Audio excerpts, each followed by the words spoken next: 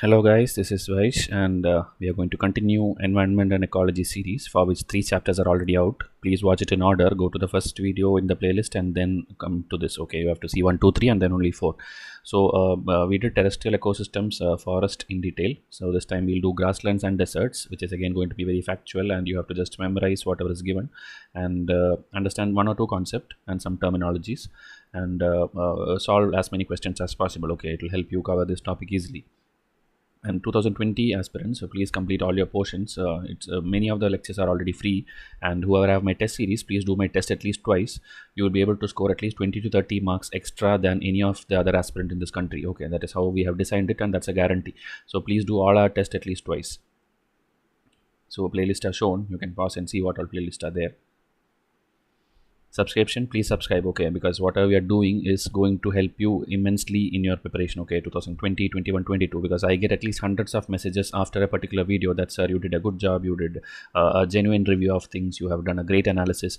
When you give me in WhatsApp this feedback, it is actually good. Okay, I appreciate it, but if the channel has to grow, okay, if somebody else, a new aspirant, comes to the channel and see it, when they see like there is 0 comments or there is 0 likes or subscriptions, then they feel like this channel is yet another dummy channel which is there on the YouTube. Okay, they should also understand that this is something which is important for every serious aspirant to learn.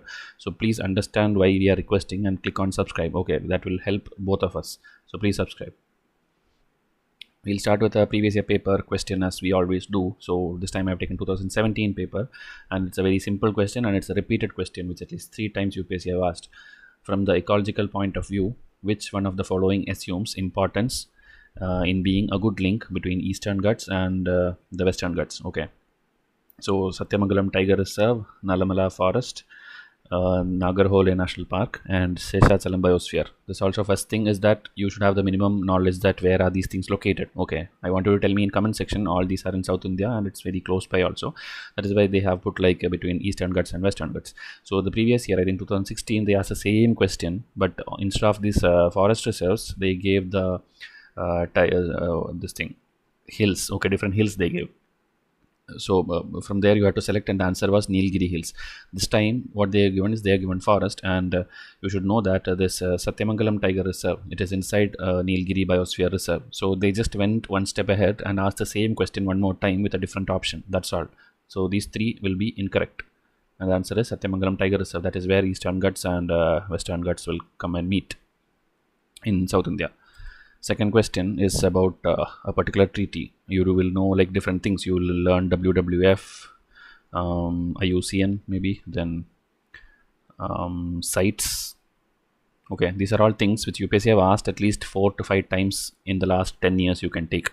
So this time they asked something called traffic, which many students did not study and it is rarely coming in news. It's not like every time it will be there in news, but it is important because it is formed by many organizations including WWEF. This is like the founder organizations or partner organizations of traffic. So that is the first statement is given. It's like Bureau under UNEP. So that's an incorrect statement because it's a body which is held steered by a committee, traffic committee or something, which is run by different organizations which includes WWF and IUCN. So that is an incorrect statement. Okay, because they're asking for correct statement. Now mission of traffic is to ensure that trade in wildlife, wild plants and animals is not a threat to the conservation of nature. Okay, so that is actually a true statement. That is the basic definition or basic mission of it. And for sites also it's almost same only. Both the missions are same. So many students in the exam hall, they thought like this is defining sites and this could be incorrect, but actually 2 is true. Okay, so UPSC can do that also. They will confuse you with this thing. Usually they replace it, like instead of sites they'll give traffic and confuse you, but this time it became double confusion. Okay, it's like actually a negative of a negative, so it's actually true. Okay, this traffic and sites has the same mission, almost the same mission. So statement 2 is true. So I showed you 2 questions. Now we'll proceed to today's lecture, grasslands and deserts. So grasslands are places where the rainfall is about 25 to 75 centimeter. Okay, like forest you would have seen it was more than that. It was 75 or 100 or up to 200 centimeters and all. It was too much. So this is the next level. Deserts will be even lower. Okay, so here rainfall is about 25 to 75 centimeter. Not enough to support a forest, but more than that of a true desert. So there is a new term which you will see if you don't know forage. Okay, I'll tell you in some time what it is. So the steppes and savannas, the 2 types of grasslands. Okay, temperate and tropical. So this is found only in the wet season. Okay, majorly found in the wet season. This can be found in the wet and dry season. and taking into Indian places, okay, where it is found, especially in the western side of India, in Rajasthan. The climate is semi-arid and average rainfall is less than 200 centimeter, with dry season of 10 to 11 months, meaning it's extremely dry kind of place where most of the time it is dry. That time it'll have a different kind of vegetation, but in the wet season of that time, steppe formation will be there. Okay, in the minimum wet season which they have during that time, they'll have this steppes kind of vegetation. And the other one, savanna, dry savanna, where in both wet and dry, okay, both wet and dry season, in if you take central and eastern parts of Rajasthan, not the western, where central and eastern parts, rainfall is little more higher. Their dry season is also 6 to 8 months. There, this kind of thing is there, where grasses will be there. Sparse population of Khetri. Khetri is a tree, again UPSC have asked it. Growth of grasses. So here, dry time also it is there, grazing is there, or like slightly it's there, availability for fodder, like that vegetation is there. So steppes and savanna, you have to just understand the timeline and the places it is there. One is like only in wet season and western Rajasthan, one is in the eastern and central Rajasthan, and both wet and dry season. Okay, this basic thing, it's not like very important for UPSC as such, but this is the starting lines of this chapter. Fire plays an important role. Okay, give me a second. Fire plays an important role in the management of grasslands. Moist conditions, if you see, in moist condition, that is in rains kind of time, the fire will favor the grasses over tree. Okay, in this kind of setup.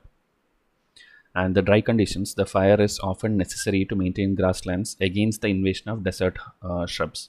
Okay, so fire, it's actually helping the other invasive species to be attacked, or it's like getting burned down and gone, but grasses will have an advantage there. So that is why in moist condition and dry condition, if you see, this fire is actually favoring whatever is not that is getting affected. Okay, in moist condition trees are getting affected, in dry condition the desert shrubs are getting affected. Burning increases the forage yield.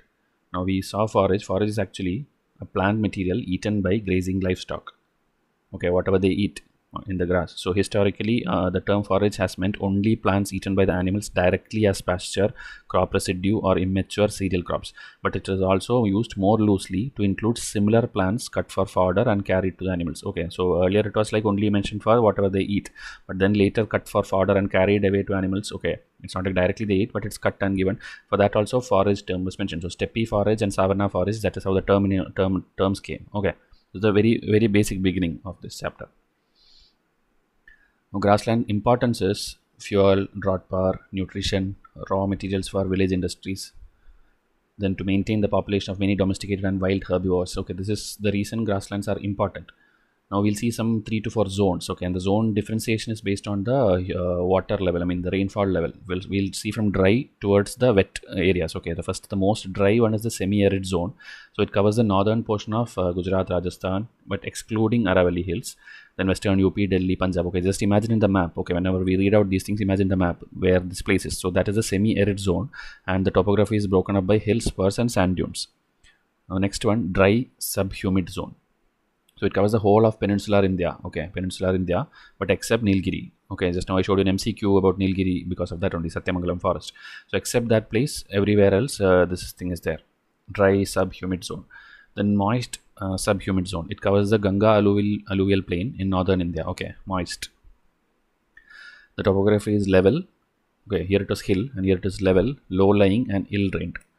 Humid mountain regions. Okay, so mountain and humid. So this extends to the humid mountain regions and moist subhumid regions of Assam. If you see northeast, okay, Assam, Manipur, West Bengal, UP, Punjab, Himachal, and Jammu and Kashmir. So mountain regions are also there, and the wet regions are also there, which is in the northeast. So this comes under this. So these are just like maybe some person who is expert in this have classified it. It's not like a standard thing which you have to go and tell everywhere or something. So this is a grassland zones classification which you can write when you have a mains question to be answered, or something about how far the grasslands are extend to India or something. When some such questions come, you can use this kind of notes, okay, to fill in your answer.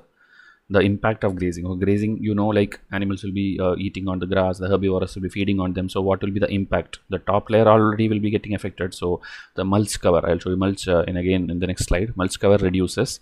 Invasion of xerophytic plants and burrowing animals. Okay, xero, whenever I told you, xero term means the dry one, okay, desert. And hydrophytes means it will be the water ones, depend on water. And there will be in middle, okay, xero, hydra, and middle there is mesophytes, okay, where water need is more than that of desert but less than that of hydra. So invasion by these things happens. Then due to absence of humus cover, mineral soil surface is heavily trampled, okay, and in the wet season what will happen? Puddling will happen. On the top layer, the area will get disturbed and then water pooling and puddling and all will happen. Disruption of the stratification and periodicity of the primary producers. So again, if you see, it's all talking about the top layer damage. Breakdown of the biogeochemical cycles of water, carbon, nitrogen. This one I have taught you in detail in my first chapter. So what are the first or second chapter, I think, okay, about the different cycles and also everywhere the soil is dependent, how it goes down, how everything, nutrients, everything goes up and down the soil, everything is important. So grazing can affect all these cycles. Water, wind erosion, all these kind of erosions can happen, which can completely deteriorate dry grassland microclimate. Okay, so again the top layer is getting disturbed, obviously erosion also will happen, okay, something will flow away, because if there was grass or if there were some vegetation, it will be holding the soil more closely, okay. So these are all the impact, or maybe you can call disadvantage of grazing. So mulch, even like if you have your own garden or you have your this thing, you would already know this is called mulching, okay, whatever you see in picture, this dry leaves kind of thing, or dry whatever you put it. So mulch is any material that is spread or laid over the surface of a soil as a covering. It is used to retain moisture in the soil, suppress weeds, keep the soil cool, and make the garden bed look more attractive. Okay, all these things. Desert ecosystem. So less than 25 centimeter rainfall, uneven rainfall distribution.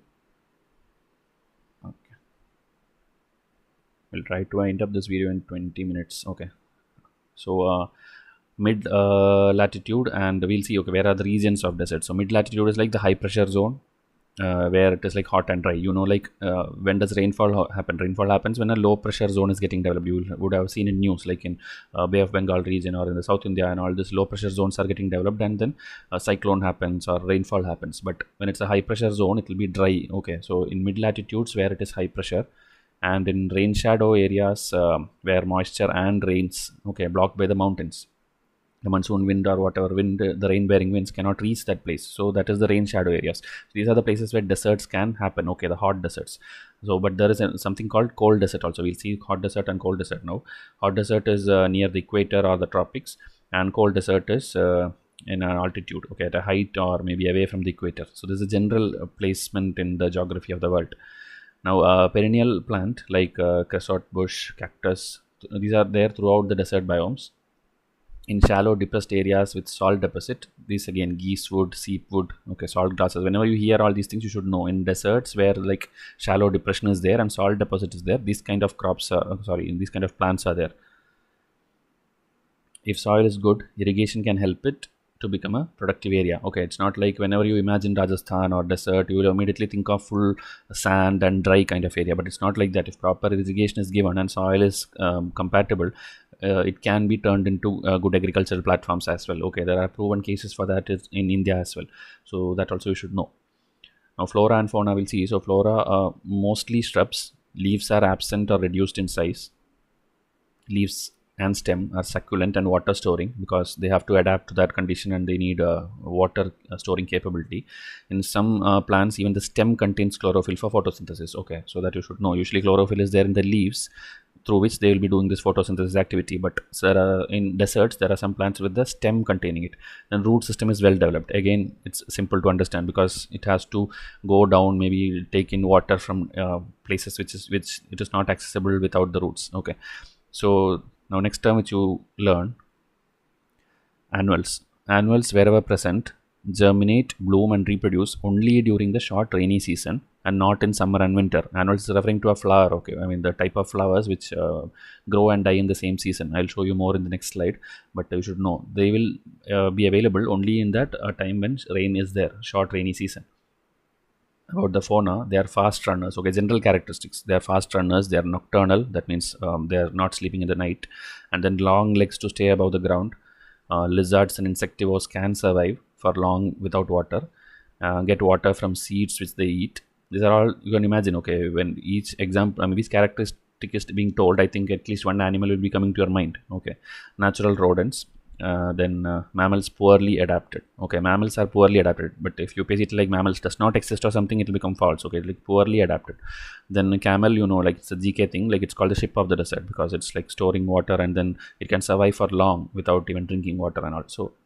It's called the ship of the desert. About camel, also a detailed question came last year. I showed you in the last video, one of the UPSC question. So these are basic characteristics with, if UPSC puts in question, everything is true, okay, about the fauna in a desert ecosystem. So these annuals, plants that flower and die in one season are annuals. Although some drop seeds that grow new plants in the spring, okay, there are some which will be dropping seeds there and then in the spring season also, but majorly it will be in the rainy season where it will be blooming.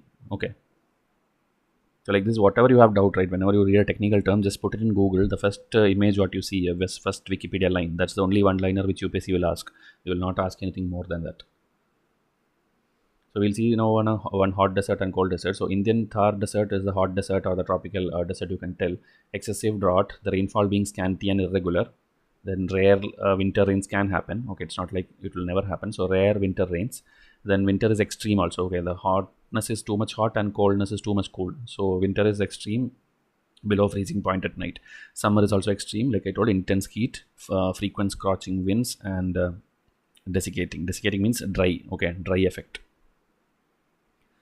Hostile to flora and fauna, need adaptation to survive. Okay, that means when some other thing is introduced, it can or cannot survive. Okay, it has to have that adaptation skills.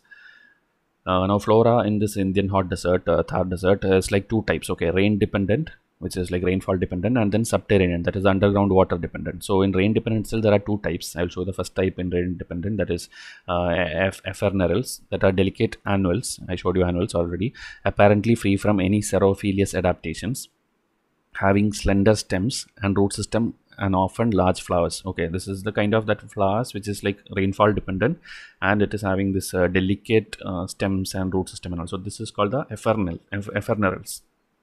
They appear almost immediately after rain, develop flowers and fruits in an incredibly short time, and die as soon as the surface layer of the soil dries up. So only in the rainy season, totally rain dependent. That is called the ephemerals. Now one more is there under rain dependent, that is the rain perennials. Okay, these both are in one type. Okay, rain dependent, which are visible above the ground only during the rainy season, but have a perennial underground stem. That means it is existing even without the rainy season in the other times also, but it will be underground that time. It will appear above the ground only in the rainy season. So there's a difference between ephemerals and rain perennials, but both are rain dependent. Now this one, subterranean dependent ones, this is like it is depending on the underground water. So large number of indigenous plants are capable of absorbing water from deep below the ground by means of a well developed root system. And the main part, okay, the main part which generally consists of a slender woody taproot of extraordinary length. Okay, taproot, there are actually many type of roots. Okay, 6-7 types of roots I have given with pictures in my environment test. You should do that. Okay, when you do that you will see, or it will be in geography test somewhere I have given in detail with pictures, at least 6 to 7 types, and it's very very important because UPSC have asked question. Okay, so please solve the test. So generally, various other xerophilous adaptations are restored to such as, okay, and these pointers which you see, okay, very very important because UPSC 2017 or 18 listed the same thing and asked whether the leaves of the desert plants will be adapted in this way. Okay, this reduced leaves, thick hairy growth, succulents, coating of wax, thick cuticle, protected stomata, and all these things. Why? For reduction of transpiration, that is water.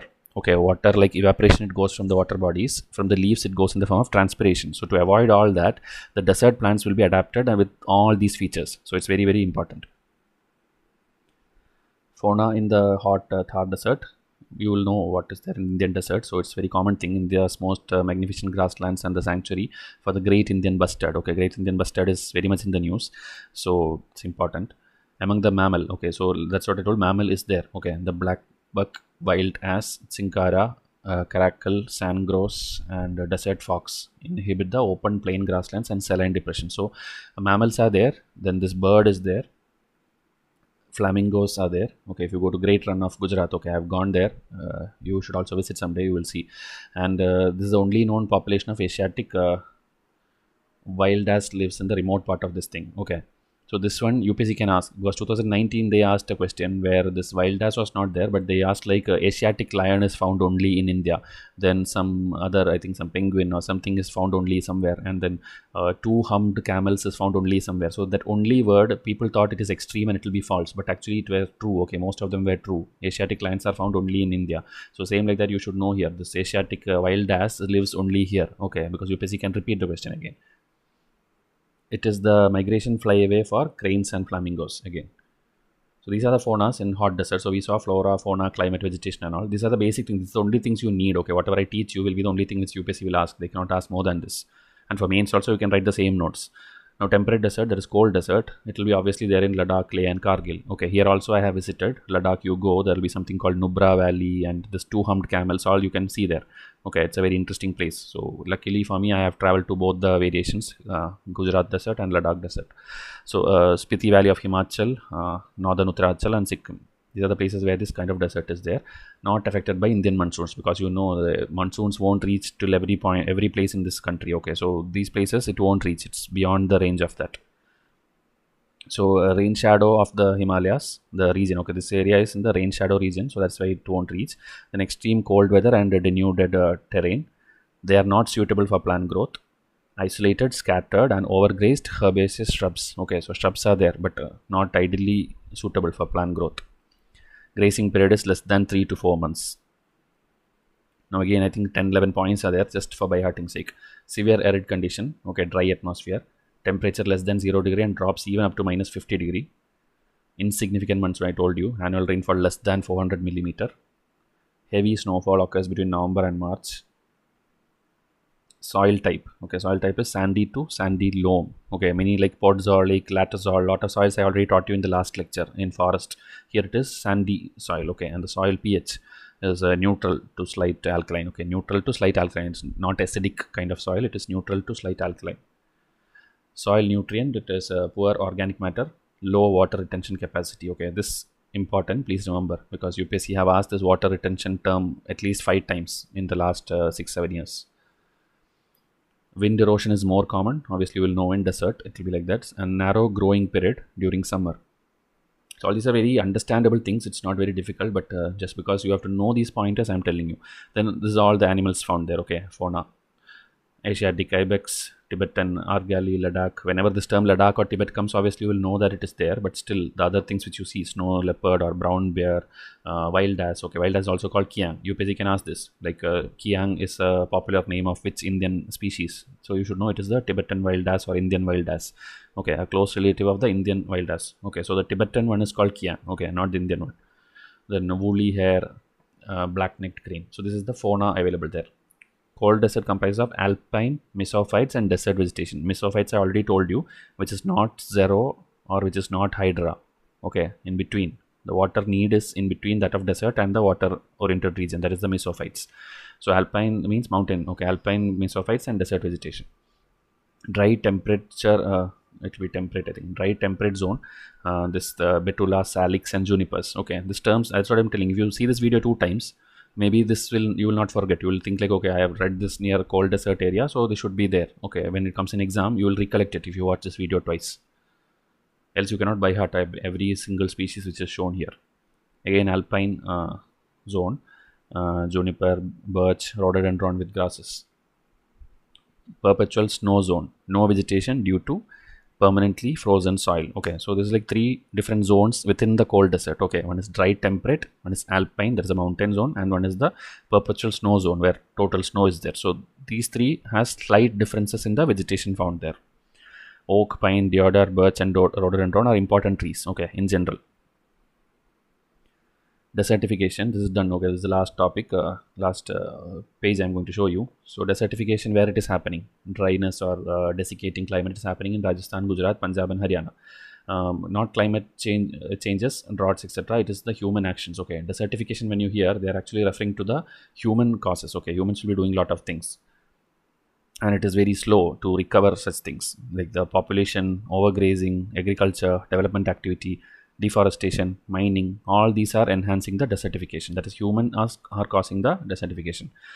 Now this thing you have to go and research and study more. In our test anyway, it will be there. UNCCD. Okay, if you know, in comment section, I want you to tell me when was this formed. Okay, it was an outcome of a very, very important summit. Like, you know, a lot of summit happens. Montreal Protocol happens, you know, Kyoto Protocol happens, or some UNFCC COP21, COP22, like that many summit happens. Which was the summit from which this thing was started, the origin. Okay, this was an outcome of one important summit in this world, very, very important summit, which keeps coming in the news. So I want you to tell me from which summit this came, UNCCD. And I'll show you a lot of list of programs which India is doing related to deserts. Okay, National Action Program to combat desertification, Integrated Water Management Program, National Afforestation Program, National Mission for Green India, Manrega. Okay, Manrega works are going on. Then soil conservation in the catchment of River Valley Project and flood prone river. These are names of small schemes or national level schemes which is there mentioned in different textbooks. Okay, that's why I'm listing here. So this is all in news also, most of the things. Even now, latest one, okay, UNCCD 2015 to 2030, there is a mission going on. That also you should know. It will be there in the current affairs. So I hope you have understood where and all deserts and grasslands are there and what is the flora fauna there. This is the minimum thing you need to know from this chapter. Now I'll show you one more MCQ and then we'll wind up this session. So in the context of solving pollution problems, what are the advantages or disadvantages of bioremediation technique? Okay, 1 second. So in the context of solving pollution problems, what are the disadvantage of the bioremediation technique? Okay, one revision chart also I showed you last time. It is a technique for cleaning up pollution by enhancing the same biodegradation process that occurs in nature. Okay, so it's a technique for cleaning up pollution by enhancing the same biodegradation process that occurs in nature. Okay, it's like a definition for that. Now this is the second one. Any containment with heavy metals such as cadmium and lead can be readily and completely treated by bioremediation using microorganisms. So this is an extreme statement and this is the one which is incorrect here. Okay, so this is a wrong statement because it cannot be. Even if it is doing it, it will be very slow process because it's heavy metals. Now genetic engineering can be used to create microorganisms specifically designed for bioremediation. Okay, so this is like reasonable. Okay, there are examples, there are many things which is going on which is designing, okay, there which is enhancing microorganisms to for a cause, okay, for some purpose. So this is also true. 1 and 3 is true. When you know the second statement is false, you eliminate this one, and then there itself you will know definition is correct only. And the third one is a common sentence. So that is why UPSC is helping you. Okay, her next extreme statement eliminate. That will help you tell like one is true. After that, third statement you have to read and understand that it's a very common statement. So this is an approach to solve questions like this. So students, you can get the test series 2020 students. 2021, please wait till June 5. Or if you want only mini pack of environment, you can get that also. Okay, 2020 students, because your test series or your prelims is nearing and I want you to be the best at solving MCQs. Okay, because lecture videos only will help you understand some concepts, but solving MCQs is what will take you to the cutoff marks. Okay. So this is again revision chart examples from NCERTS, from Shankar IAS, and see this bioremediation which I just taught you. I mean a question. There are different types inside that. So we taught you in detail. It is the use of either naturally occurring or deliberately introduced microorganisms to consume and break down environmental pollutants. This is the exact same thing which UPSC asked. So if students have done my revision chart alone, that question was a very simple question. So that is why the in-depth learning which happens in Vysh IAS is not happening elsewhere. That is why our materials are being demanded by students. Even if you want only revision chart, you can come and buy that. Okay, there is a separate pack for that. Again, Kyoto Protocol, from which 2 to 3 questions were solvable in last few years. The test 1, test 2, okay, just pause and read what is there. First is having terminology, second is having protected areas, test 3 is having the climate changes treaties, fourth one is having the remaining parts of the syllabus.